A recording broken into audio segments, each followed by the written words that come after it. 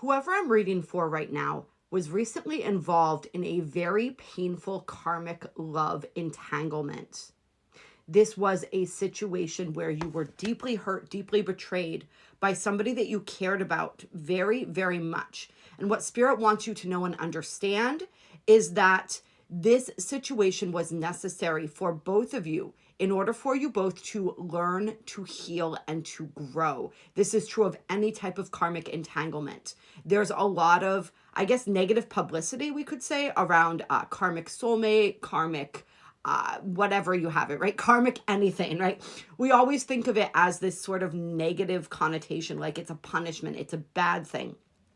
But karma is how we grow through these continual situations, cycles, and experiences that repeat themselves until we recognize, identify, take responsibility for the pattern, and then move on. So that is what somebody here needs to do in order to close out this cycle. But I'm going to tell you a little bit more about this cycle so that you can decide whether this reading resonates for you and whether this is the particular karmic cycle that you are in. I do feel in this particular cycle that there was somebody who was not being upfront about something. For some of you, this might have had to do with somebody. They swindled you out of something, whether it was love, time, money.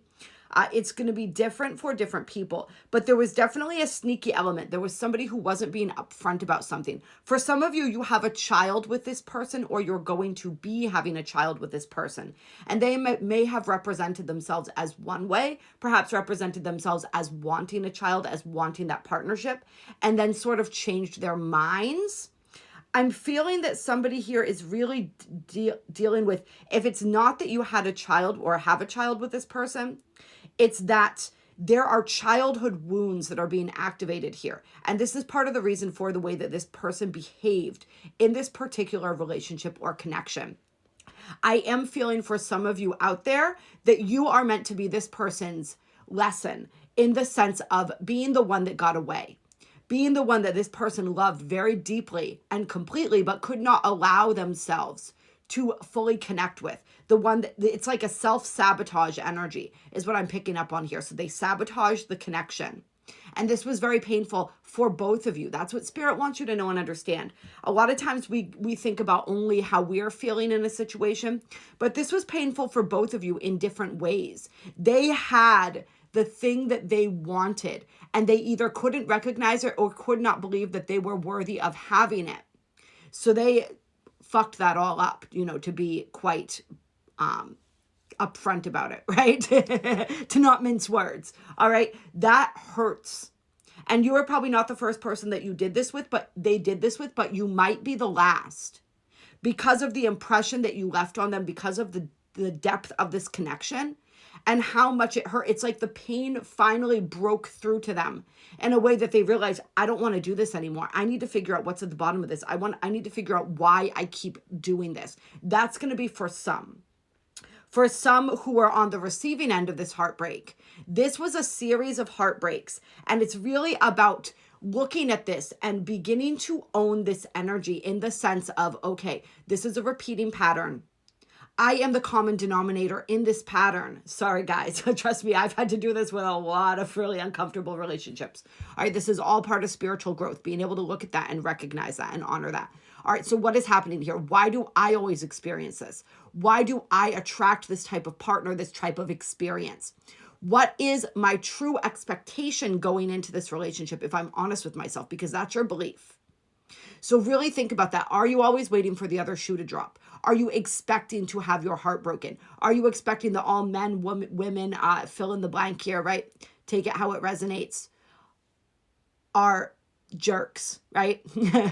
Are shisty, are underhanded. Like, what is your expectation going into this? And what are the wounds within you? This is another way to look at it, Spirit saying. What are the wounds within you that get triggered when this cycle begins to activate?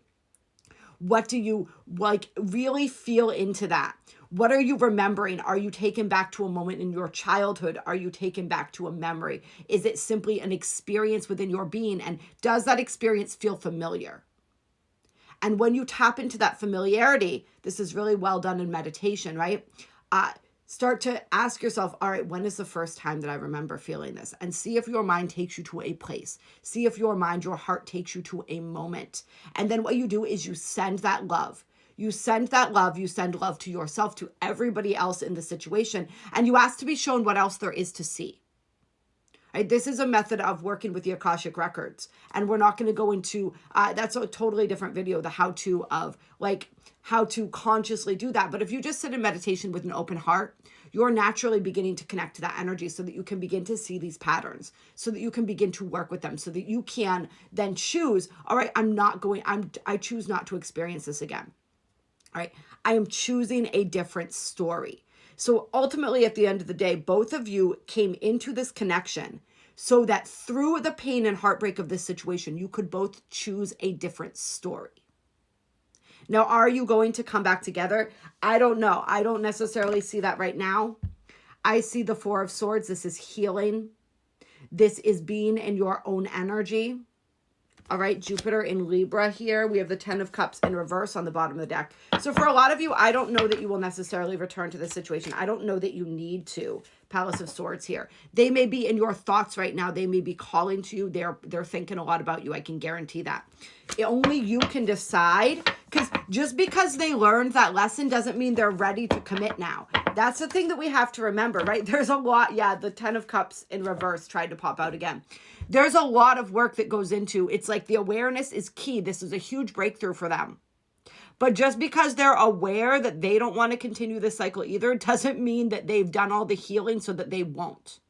All right. So if you go right back into the situation, you could be signing yourself up for a lot more heartbreak. Do you want to be their trial and error person? Or do you want to let them go out and find some, maybe multiples? It feels like this energy goes deep, trial and error people, and trust that one day if you're actually meant to be together, you'll come back together when they're healed and you're healed.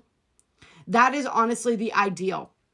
We all have different soul contracts, so I'm not saying that some of you might not have signed up to be that trial and error person for each other. Only you are going to know how this resonates for you, and you can, of course, reach out for a personal reading if you would like one in my link tree. You can link to my website, send me an email. That is the best way to go about it. You can DM me as well, but really through the email is the best way to go here. Yeah, we have the Two of Pentacles and the Page of Swords. There's a lot of learning here. There's different options. There's different pathways. And you really, and this is interesting. I kind of feel like what Spirit's saying is that you're watching them or they're watching you. So even if you two aren't physically connected, as you move on from here, I feel like there's some aspect of you helping each other grow still, which is really interesting. That's just going to be for some here.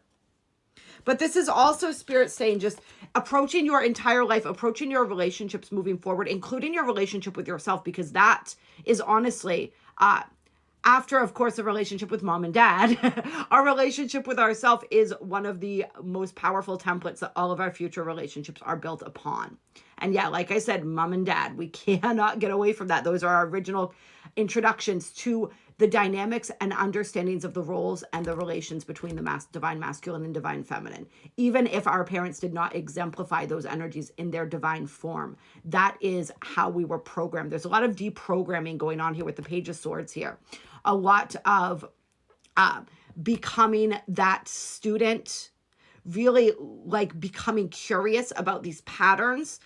Spirit's saying try to employ the energy of curiosity. More so, like when you're looking through these karmic situations, when you're looking at all of this, try to be an observer, try to be curious. If you are getting pulled into the energy, the emotion of it, there's still karma there that needs to be cleared. It's when you get free of the emotion, you're able to look at that situation as a detached and curious observer. That's when you're really learning the most. That's when you're integrating, and that's when you are actually releasing. And that's when you can move from this old way of being into this new way of being. Love you all lots.